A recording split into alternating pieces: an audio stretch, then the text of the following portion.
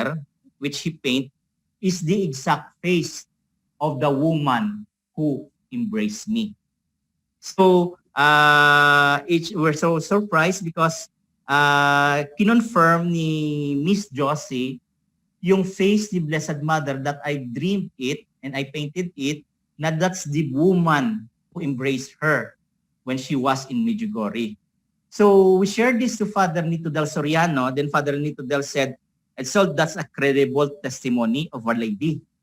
Because hindi siya taga dito, she confirmed na that's the face that of Our Lady sa painting mo is the very exact face of the woman who embraced her.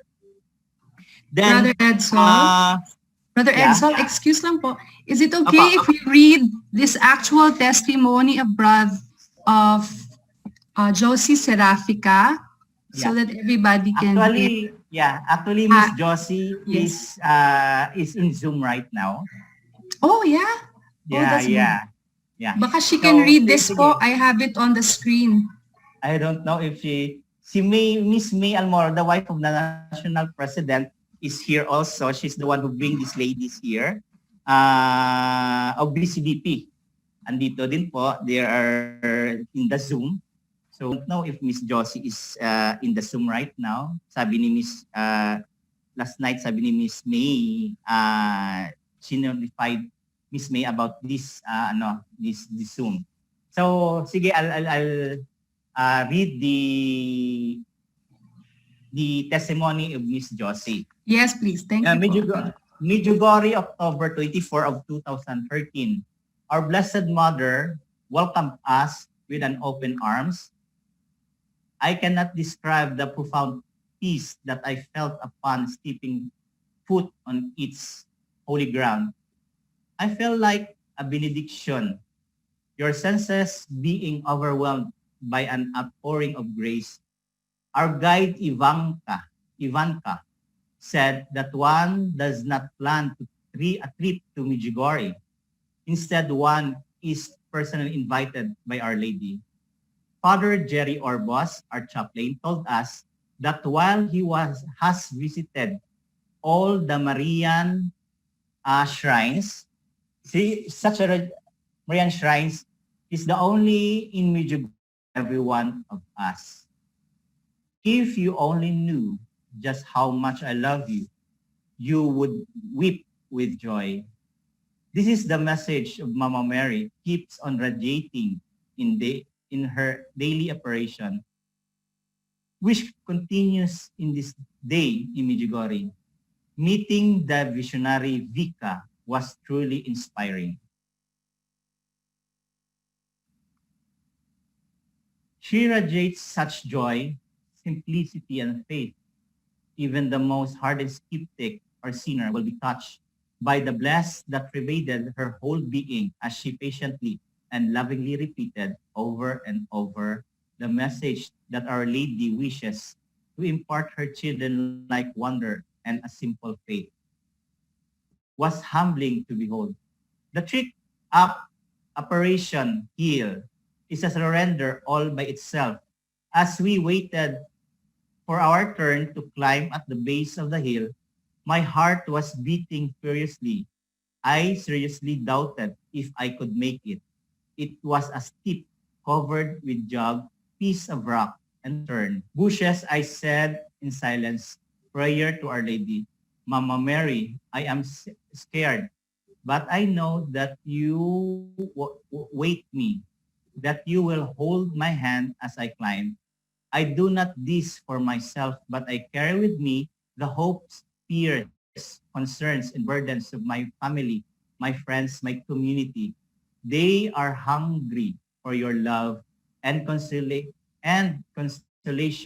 I humbly offer my labors that in touching me, you in turn embrace each and every one of them. Always hold us close to your heart. Amen.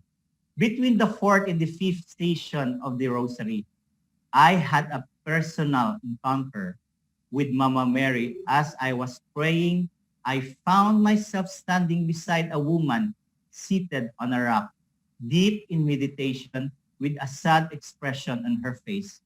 As I joined my pilgrim group in singing, instead of just reciting the Hail Mary, she suddenly lifted her face to me and smiled so serenity.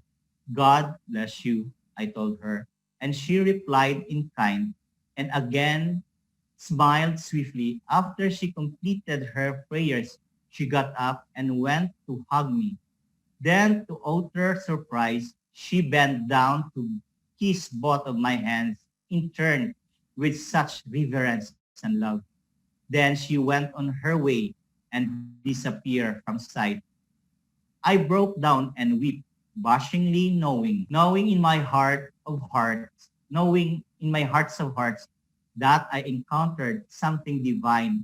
I have never felt so loved as I did that moment. Mama Mary ensured that I experienced her love firsthand, and oh, how sweet it is.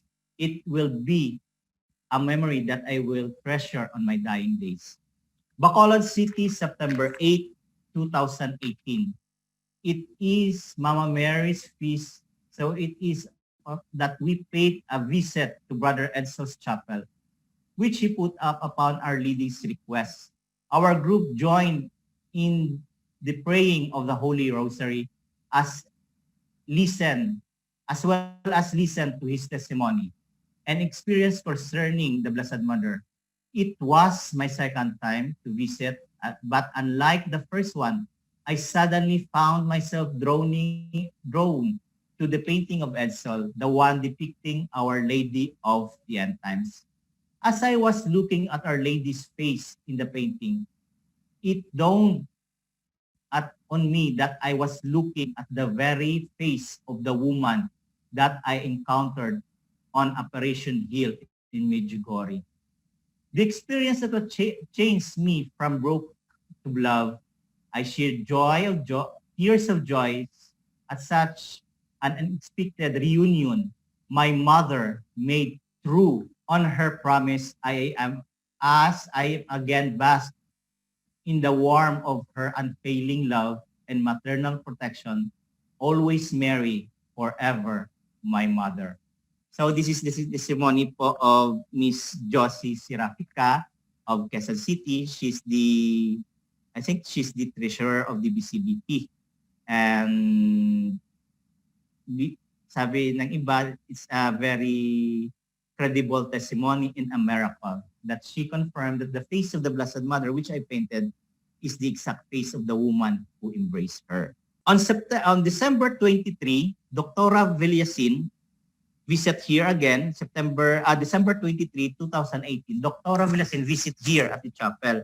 And she said, Edsol, hindi na bumalik yung Voluemiam Cosim because that Voluemiam Cosim lasted 3 weeks lang po at nawala yung praise na Dr. Villasin saw it.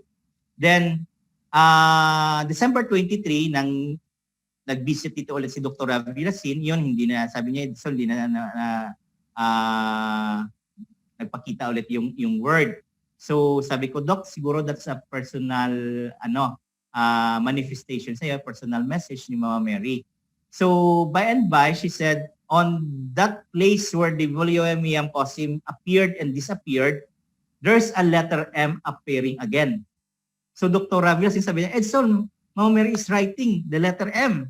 So we saw, by and by, nag-ring po yung cellphone niya. She has an emergency call from the hospital. Sabi niya, Edsol, I'll be back, but for me, Mary stands for Maria. So by and by, I just, how many hours si Doktora na bumalik dito. Then, the word the Voluemiam Cosim disappeared, and when the letter M appeared, it completed the word Ave Maria. So until now, that praise of Ave Maria andito pa rin sa painting ng Our Lady of the End Times at hindi na po nawala. So February 4 of 2018, we shared this to Bishop Jerry, and Bishop Jerry told me, Edsol, could you give me a history of the how the Lady of the End Times was made? the prayer and the picture of Our Lady. So pinadala ko po kay Bishop Jerry. Then Bishop Jerry sent it to the Faculty of Sacred Theology in UST to have it investigated if there is a contradiction to the Catholic faith. So